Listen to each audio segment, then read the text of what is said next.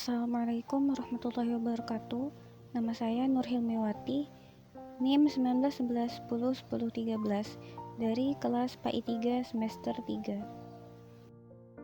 Pada kesempatan kali ini saya akan memaparkan hasil observasi mengenai pengembangan kurikulum dan silabus pendidikan agama Islam dengan objek observasi ialah MTS Labaika Samarinda.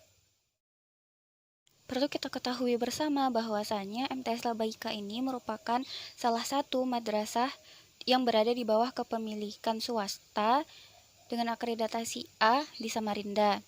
MTS Labaika ini berdiri pada tahun 1993 oleh almarhum Bapak Haji Abu Tholha yang kemudian saat ini kepemilikan dilanjutkan oleh anaknya yaitu Bapak Saukani selaku Ketua Yayasan Pendidikan Labaika.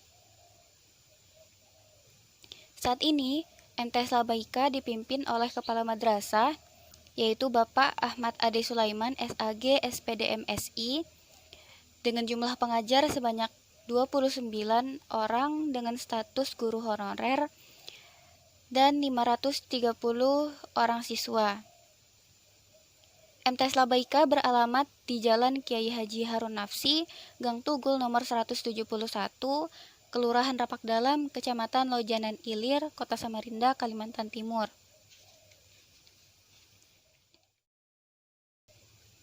Langsung saja, kita masuk pada pembahasan. Kurikulum adalah seperangkat rencana pembelajaran untuk mencapai tujuan pendidikan. Agar kurikulum ini terus mengikuti perubahan dan perkembangan zaman, maka dilakukanlah pengembangan kurikulum dengan tujuan yang pertama, mengonstruksi kurikulum sebelumnya. 2. Menginovasi. 3. Beradaptasi dengan perubahan sosial dari sisi positifnya. Dan yang terakhir yaitu mengeksplorasi pengetahuan yang masih tersembunyi berdasarkan tujuan pendidikan nasional yang telah dirumuskan. Pengembangan kurikulum harus memerhatikan beberapa dasar-dasar, yaitu yang pertama, dasar filosofis dan sejarah. Kedua, dasar psikologis. 3, dasar sosial budaya. Dan yang terakhir yaitu dasar ilmu pengetahuan dan teknologi.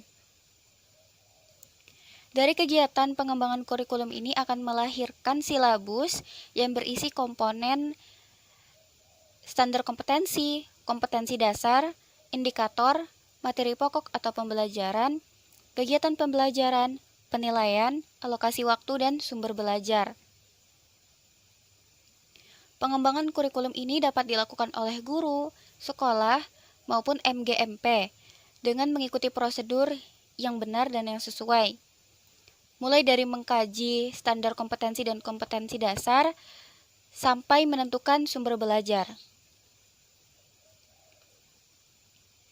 Setelah pemaparan singkat mengenai pengembangan kurikulum dan silabus secara umum, selanjutnya saya akan memaparkan pelaksanaan pendidikan dan pengembangan kurikulum dan silabus PAI di MTS Labaika Samarinda. Hal ini berdasarkan wawancara online dengan Wakil Kepala Madrasah Bidang Kurikulum sekaligus guru pengampu bidang studi fikih di MTS Labaika. Sejak berdiri pada tahun 1993, MTS Labaika telah menerapkan 6 jenis kurikulum. Yang pertama yaitu kurikulum 1984 atau bisa disebut juga CBSA. Yang kedua yaitu kurikulum 1994 dan suplemen 1999. Yang ketiga yaitu kurikulum 2004 atau KBK. Keempat yaitu kurikulum 2006 atau KTSP. Yang kelima yaitu kurikulum 2013 dan yang terbaru ialah kurikulum 2020 yang diterapkan sebab situasi pandemi saat ini. Jika melihat dari kurikulum yang pernah diterapkan di MTS Labaika, kita bisa melihat bahwasanya kurikulum yang diterapkan di MTS Labaika bersesuaian dengan kurikulum yang dikeluarkan oleh pemerintah. Terdapat 4 bidang studi yang termasuk dalam kelompok pendidikan agama Islam dari total keseluruhan bidang studi yang ada di MTS Labaika. Di antaranya yaitu fikih, Al-Quran dan hadis, akidah akhlak, dan sejarah kebudayaan Islam. Melalui proses pembelajaran, diharapkan siswa dapat mengaplikasikan materi yang telah diperoleh di kelas dalam kehidupan sehari-hari, dan siswa dapat bermanfaat bagi dirinya sendiri, keluarga, maupun masyarakat. Agar tujuan ini dapat tercapai, guru pendidikan agama Islam dan MTS Labaika bekerja sama dengan melakukan penyeleksian atau tes kemampuan siswa dalam bidang keagamaan, seperti membaca Al-Quran, salat, dan praktek wudhu. Kemudian, guru pendidikan agama Islam akan mengembangkan kompetensi sesuai dengan tujuan bidang studi pendidikan agama Islam. Dari hasil seleksi yang telah dilakukan tadi, guru bidang studi akan lebih mudah untuk mengambil tindakan pada siswa-siswanya. Contohnya seperti mata pelajaran Al-Quran dan Hadis, siswa yang belum mampu membaca Al-Quran akan diberi program qiraat, sedangkan untuk siswa yang telah mampu membaca Al-Quran akan diberi program tadarus dan juga tahfiz Quran.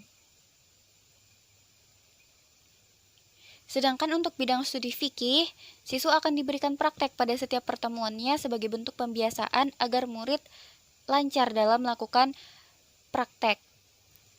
Dan untuk bidang studi akidah akhlak, siswa diberikan peneladanan dari sikap guru.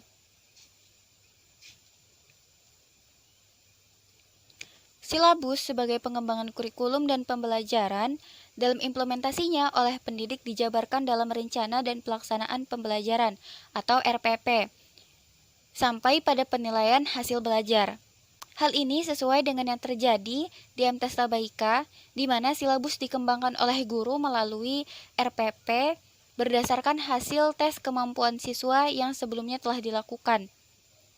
Keberadaan RPP ini memudahkan guru dalam mengembangkan materi di kelas. Terdapat 3 teknik penilaian hasil belajar yang diterapkan di MTS Labaika, yaitu penilaian kognitif yang diambil dari tugas dan ulangan harian. Yang kedua, penilaian keterampilan berdasarkan praktek siswa. Dan yang terakhir yaitu penilaian sikap atau spiritual siswa. Dari hasil penilaian inilah, kemudian siswa akan ditempatkan di kelas-kelas berdasarkan kemampuannya. Misalnya untuk kelas A dan B merupakan kelas unggulan, sedangkan untuk kelas C sampai F merupakan kelas campuran.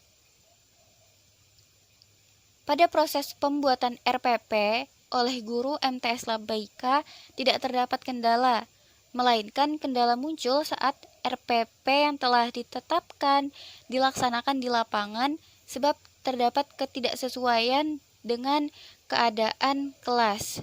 Namun hal ini hanya terjadi selama 1-2 kali pertemuan, sebab setelahnya guru sudah mampu memahami kondisi kelas, sehingga kendala tersebut tidak berlarut-larut. Menurut Wakil Kepala Madrasah Bidang Kurikulum MTS Labaika, KTSP merupakan kurikulum yang paling cocok untuk diterapkan di MTS Labaika sebab KTSP condong kepada pengembangan karakter siswa. Selain itu, beliau juga mengatakan bahwa kurikulum itu sebenarnya sama, menitik beratkan agar siswa bisa memahami materi dan mampu melaksanakannya. Tolak ukur hasil siswa tergantung dari kreativitas, penguasaan kelas, dan juga materi oleh guru. Jadi bisa diambil kesimpulan bahwasanya pengembangan kurikulum dan silabus ini sangat memerlukan keprofesionalitasan guru sebagai pendidik maupun pengajar dan juga sebagai pelaksana kurikulum itu sendiri.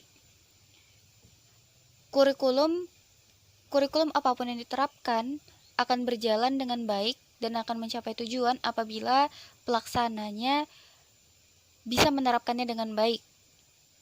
Sebaliknya, sebagus apapun kurikulum yang telah ditetapkan, apabila pelaksana kurikulum tersebut tidak mampu melaksanakannya dengan baik, maka tidak akan tercapai tujuan yang diinginkan. Sekian dari saya. Wassalamualaikum warahmatullahi wabarakatuh.